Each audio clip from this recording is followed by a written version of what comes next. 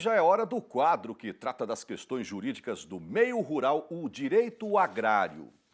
Nas edições passadas, o advogado e especialista Pedro Putini Mendes tratou de uma lei federal em vigor desde janeiro desse ano, que pode ser uma ótima saída para o produtor endividado, a recuperação judicial, criada justamente para evitar que empresas e empresários sadios se tornem falidos. Hoje, ele muda de assunto e vai tratar sobre o marco temporal das demarcações de terras indígenas no Brasil. Vamos entender mais sobre esse assunto? É com você, Pedro.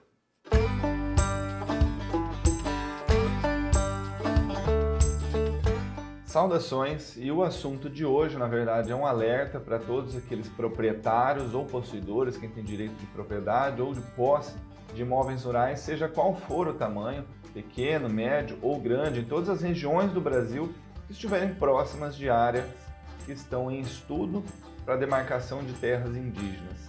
Esse alerta é porque está em pauta no Supremo Tribunal Federal um recurso extraordinário que nós já comentamos em outra edição passada aqui do quadro Direito Agrário, cuja decisão pode afetar todos os outros processos de demarcação que estão ajuizados, os processos administrativos de demarcação e até as futuras demarcações de terras indígenas, porque nesse processo será novamente discutida a questão do marco temporal, ou seja, a partir de que data se considera para fins de demarcação das terras indígenas. O alerta se faz porque nesse dia 11 que se passou agora no mês de junho, esteve em pauta o processo e foi retirado de pauta, foi retirado do julgamento virtual por meio de um pedido de destaque, ou seja, para que esse julgamento seja feito em plenário, ao vivo, para que todos possam assistir, e esse julgamento foi reagendado para esse próximo dia 30, quando todos poderão assistir e as entidades que se habilitaram a participar nesse processo, o que nós chamamos de amigos da corte, amicus curiae, vão poder também dar os seus pareceres e fazer suas contribuições em sustentação oral, enfim. Vamos contextualizar a questão aqui. Trata-se do recurso extraordinário número 1017365 de Santa Catarina, que em fevereiro de 2019 teve repercussão geral reconhecida pelo Supremo Tribunal Federal e ganhou o número de tema 1031, que significa repercussão geral. Lembrando, porque nós já comentamos na edição passada, significa que a decisão proferida nesse processo vai afetar a todos os outros processos. E a discussão será decidida pelo ministro Edson Fachin, que já deu o seu relatório, o seu voto. Agora faltam os votos dos demais ministros. E a ação ela trata de uma reintegração de posse movida em 2009 pelo Fundo de Amparo Tecnológico do Meio Ambiente, Fátima, de Santa Catarina, que hoje se chama Instituto do Meio Ambiente do Estado de Santa Catarina, em desfavor da FUNAI e dos índios Xokleng e também da União, devido a uma invasão que restou comprovada, nesse caso, de uma reserva biológica pertencente ao Estado. E essa reintegração de posse foi deferida, isso foi decidido no mesmo sentido no Tribunal Regional Federal e agora no Supremo a FUNAI busca reformar essa decisão. Ocorre que isso ganhou uma extensão ainda maior ao discutir o marco temporal. E qual que é o perigo? O que acontece com o marco temporal? O marco temporal, descrevendo essa situação de uma maneira completamente resumida, ele trata de uma condição impeditiva para que não se incluam no conceito de terras indígenas aquelas terras ocupadas pelos índios num passado remoto ou que venham a ser ocupadas no futuro, dizendo que são terras tradicionais de ocupação, conforme o artigo 231 da Constituição Federal.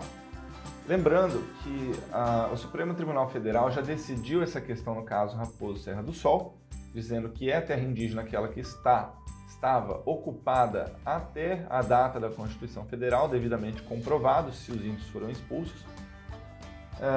E também, isso é o chamado marco temporal, 5 de outubro de 1988, e também já foi decidido pelo Supremo Tribunal Federal, através da súmula 650, que as demarcações de terras indígenas não alcançam terras de aldeamentos já extintos, ainda que são ocupadas por indígenas em passado remoto, né? E nesse caso o ministro Jobim destacou, né, dentre outras questões, que há um dado fático necessário nessa situação, né, estarem os índios na posse da área.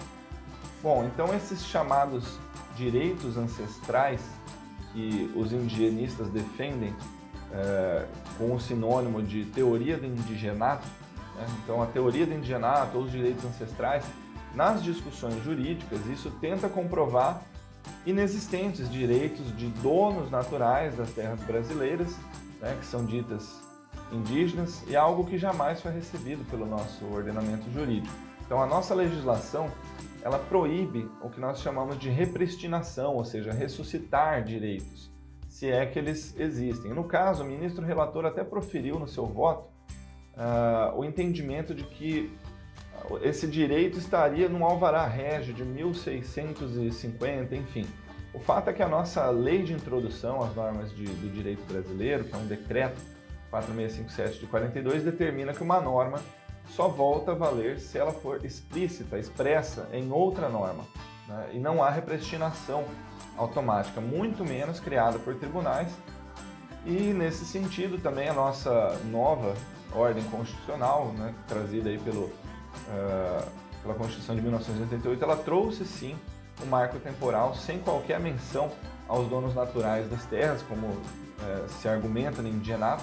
Então por isso não há uma possibilidade de retomar os indígenas as terras que um dia supostamente estiveram.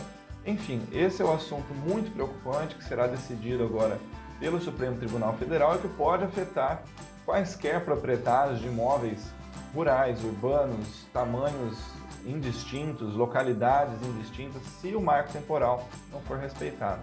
Então permanecemos atentos a esse julgamento. Saudações e até a próxima.